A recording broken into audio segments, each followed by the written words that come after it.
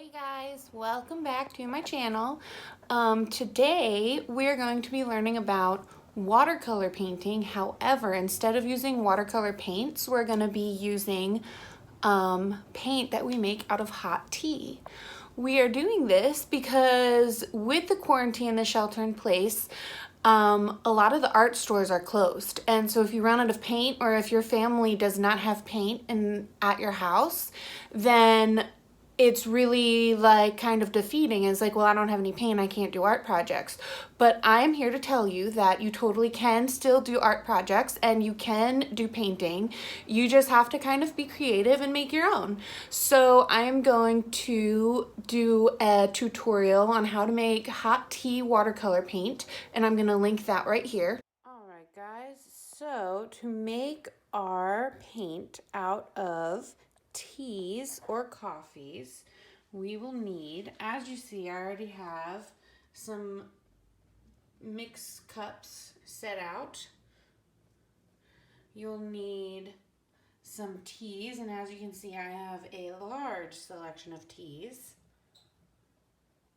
and possibly some coffee if you want a darker hue. And of course, boiling water, which I have already boiled in my tea kettle.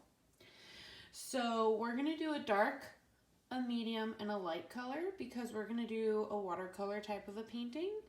And different teas make different types of colors. So you have to decide what types of colors you wanna paint with. So let's experiment. Let's do a berry. So maybe we'll try the cranberry hibiscus. Maybe we will try a black tea, and maybe we will try a coffee. So I'm gonna get some of those tea bags out, and then we will see what's going to happen. All right, guys, so as you can see, I put out cranberry tea, and I put out an extra container because I realized I bought this turmeric tea a long time ago, and I don't know if I'm making it wrong or what, but I really don't like the taste of it. So I'm probably making it wrong, but I figured let's see what type of paint the turmeric makes. We're gonna do the coffee, of course, and then I have 2 regular black tea bags. So what I'm gonna do is I'm gonna add some water. Now you don't want to add a ton of water like you would make with regular tea. You just want a little bit of water, like half of what you would use to make a regular cup of tea. The more water you use, the lighter the ink is gonna be. The less water you use, the darker it's gonna be. So on this side,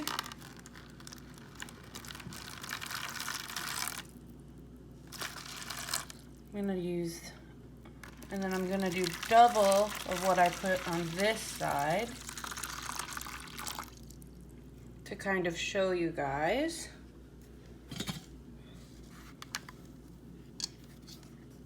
So see how you can already see kind of like an orangey brown hue, and I'll bring it over here.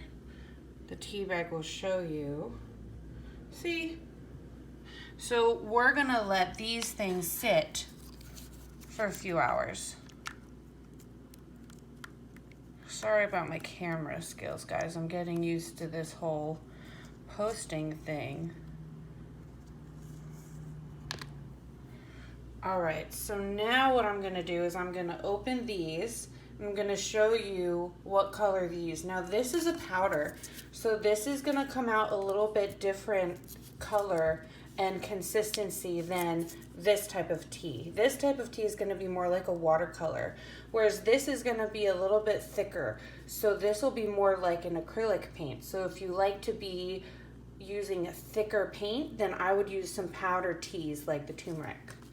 The cranberry tea is gonna come out more of a purpley or blue. And then this is gonna be kind of the same-ish color as the black tea, but it's gonna be much darker. So give me a minute and I will scoop out some of these into the cups, and then I'll let you see what color it comes when I pour the water. All right, guys, so I have the cranberry, hibiscus, the turmeric. I'm gonna pour into the cup. I'm gonna pour all of it.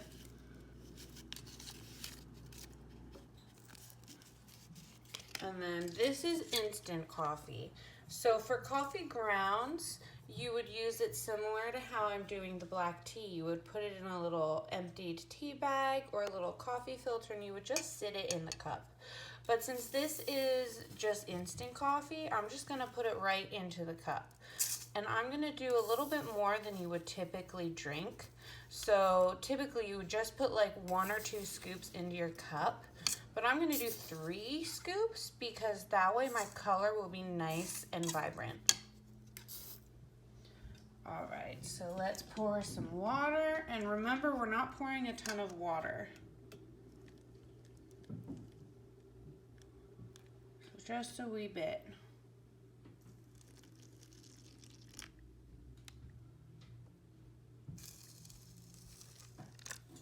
And there's no like exact science to it.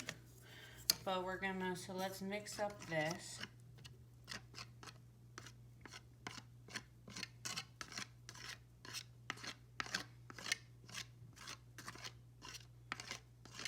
So this is already making like a really nice color. I could have even put even less water in this and made it even thicker.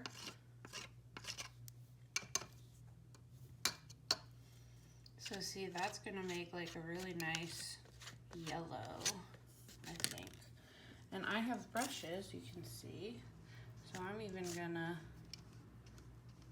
mix it up with my brush since it's a pigment. And then, let's see.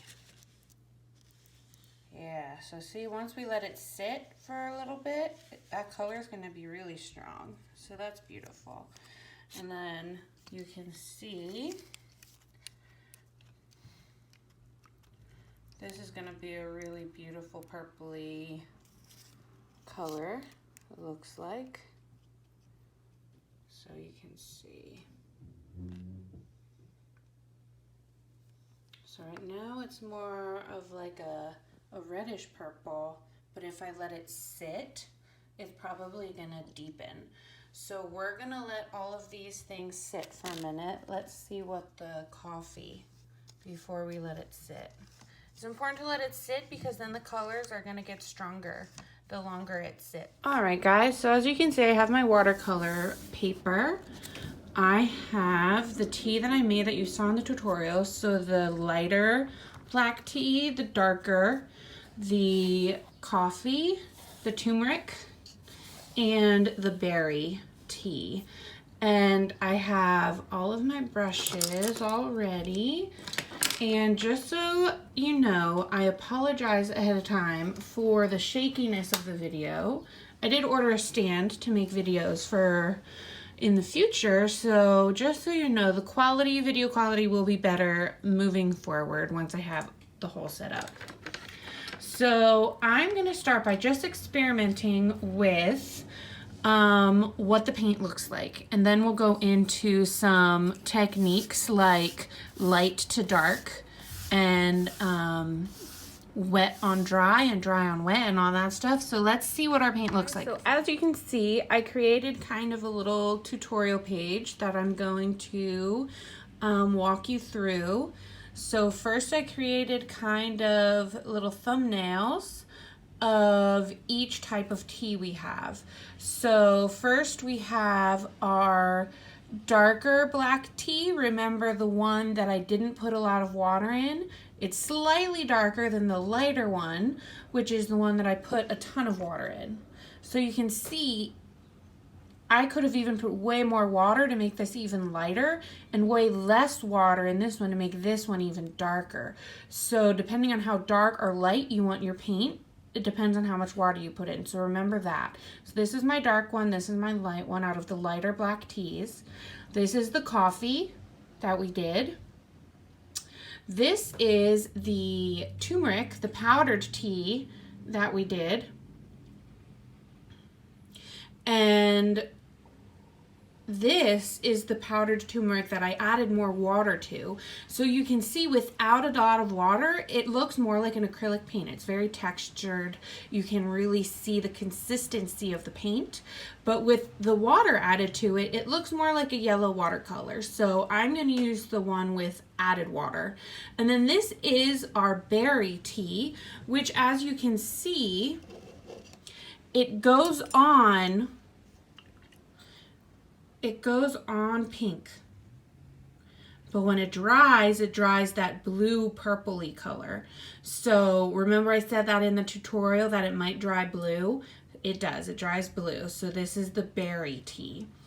So the first technique I want to talk to you about is wet on wet. So what that means is, and I'm going to do all of these on a blank page so you can see it, but I just want to walk you through it first. So wet on wet is you get a wet brush with just water and you draw your design with a paintbrush and water. And then you get the brush wet with your paint and you put your paint in where you put the water. And then the paint only goes where the water was. So you can see this was the outline of where the water design was. And you can see that the paint kind of bled out wherever the water was. So I'm gonna show you in a second. This is wet on dry. That means that only the paintbrush was wet with paint and the paper was dry with nothing on it. So this is wet on wet is better for like sky, like painting the sky, painting the ocean, doing very like dreamy type of paint. And then the wet on dry is better for very detailed work. So portraits, detailed paintings, illustrations. Wet on dry is better for that. This is our first sponge. So what I did was I did a square base of the coffee paint. And then with my sponge, I dabbed it. And it makes it a muter color.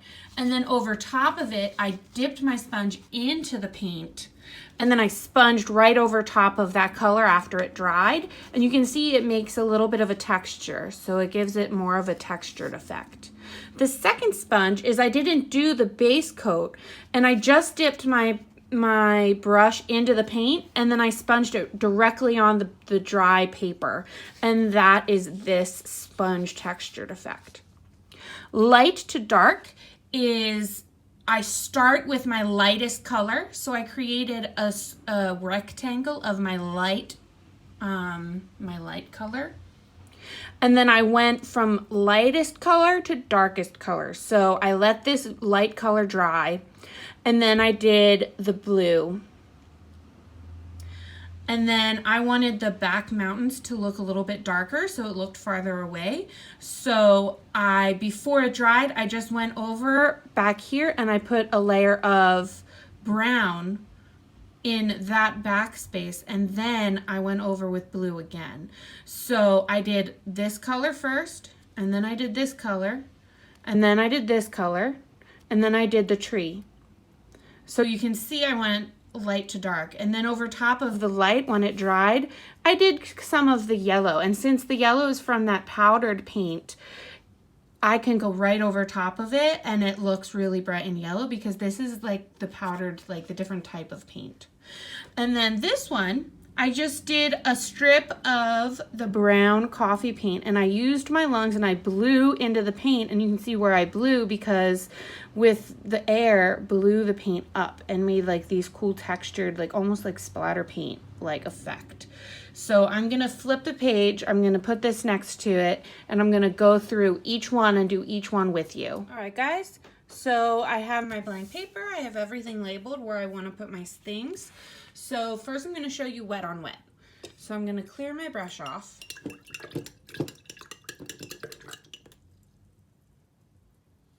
So I'm gonna get a bunch of water. And maybe, yeah, a bunch of water. And I'm going to make my design with just my brush and my water on the paper. And because my water's a little bit dirty, you can kind of see where the water is. So see? I have my design. It's another heart. So then I'm gonna take my brush wet with my berry paint, and you can see that the paint is only going where the water is. So it's not going to bleed out outside of where my design is.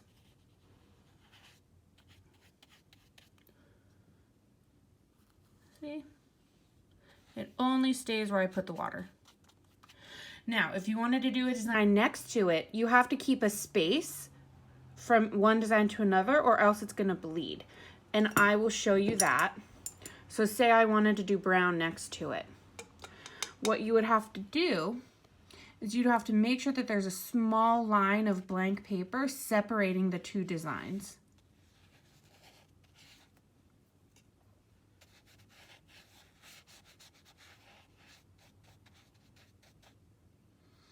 Because if you don't, this is what's going to happen. See, it'll bleed into the design. So if you're doing wet on wet and you're doing two separate designs next to one another, just be very careful to keep that one little space until it dries, and then when it dries you can go back in.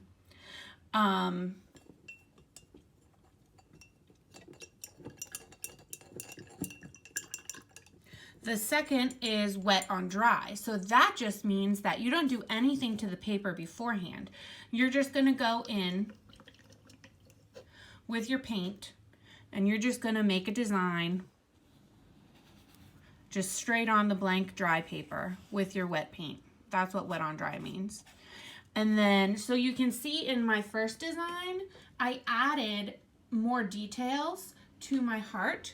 I did that after this initial design was dry. So I didn't go back in to do any more details until this layer dried, because that way you're still doing wet on dry. So when this is dry, then you can go back in with wet paint on top. Sponge 1.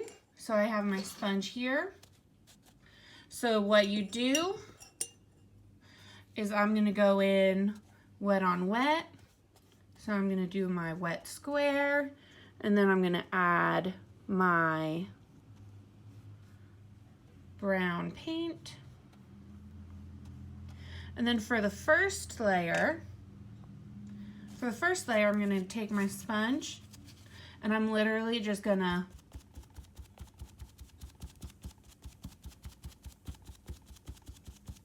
go all around it and really pat it. And it kind of makes it like a very dull effect. So then I'm going to let that dry a little bit, and then I'm going to show you how to do that next step to make it textured.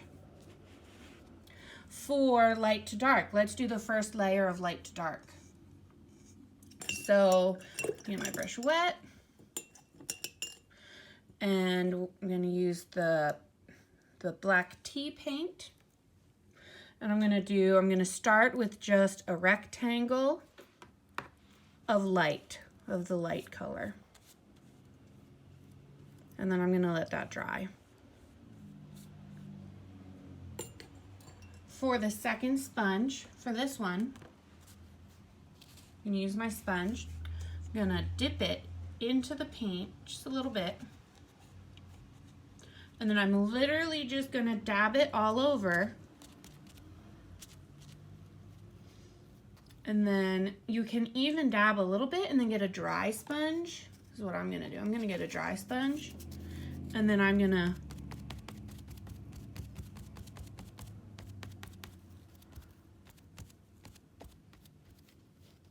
it kind of does this if you go like all over.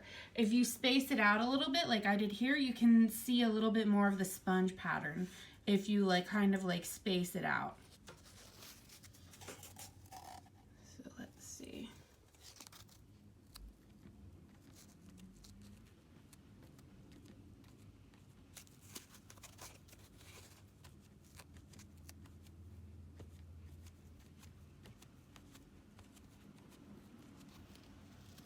So there we go.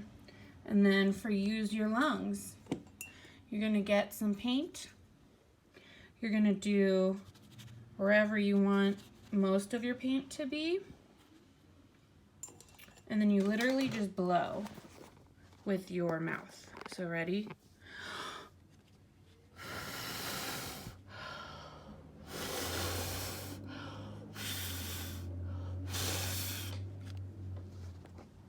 And there we go. You can use a straw too if you have straws.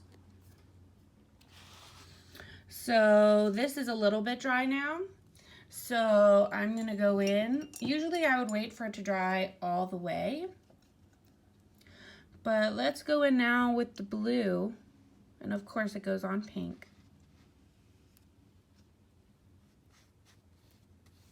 And go right over top.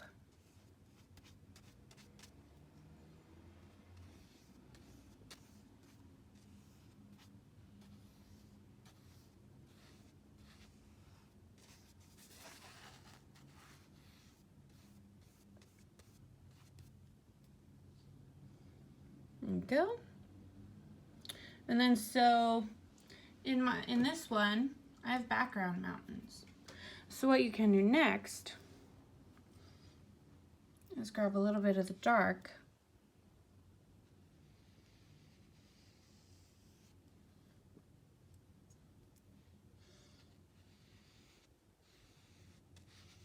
Now see what I said before? See how it's bleeding? I'm going to show you how to fix that.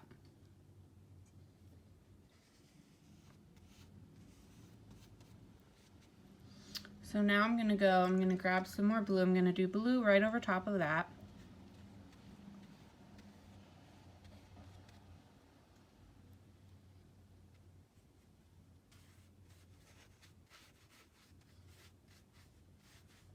So that's going to dry kind of darker because I put the blue in there.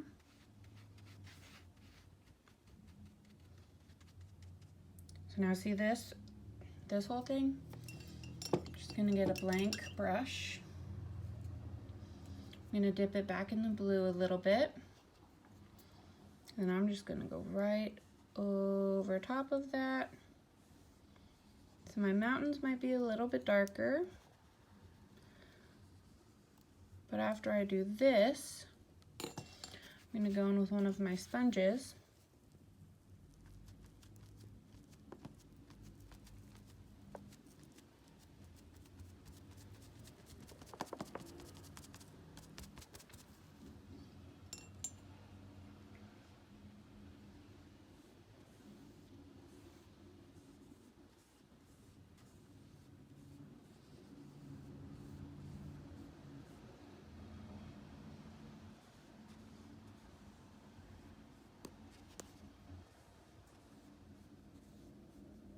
There we go. Then while we're waiting for that to dry, I can go in and I can add a sun with the powdered turmeric. And then, so sponge one is a little bit more dry now. So then with my dry brush, I just dip it in a little wee bit.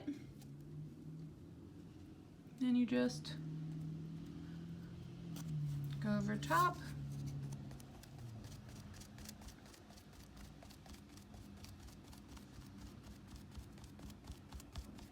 And that way you get a little bit of a darker texture over top of the lighter texture, and it makes kind of a cool effect. So you can see the pink is now dried to blue. So if I wanted to go in and do another broken heart design, now that it's dry, I can go in with a wet brush and go right over top and make my design.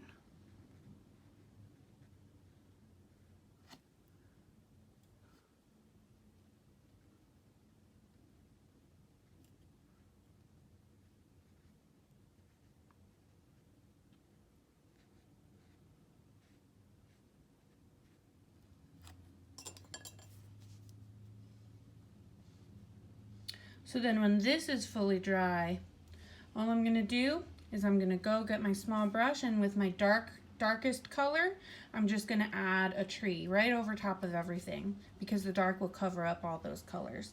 If I don't want this to dry like darker, I can go in with my sponge and maybe just touch up a little bit where I want it to be more light and less dark with my sponge. But that's it for the landscape. And then that'll dry. And then you'll get something like that. So that's kind of it for the techniques tutorial. You can experiment as you want. If you experiment, post it on Instagram and tag me, and that way I can see it and check it out. And I hope you enjoyed it, and I will see you next time. Another thing I just wanted to add, guys, is when your watercolor paintings are completely dry, you can go in with some pens or ink pens, and you can draw right over top of them. So like, for example,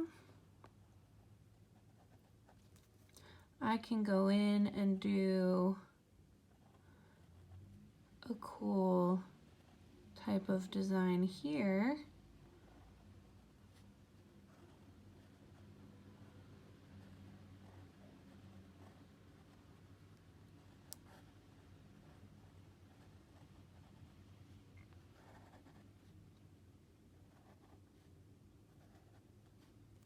If I wanted to, I could go in here and do like an outline of the sun. I could add like some cool sunglasses to the sun.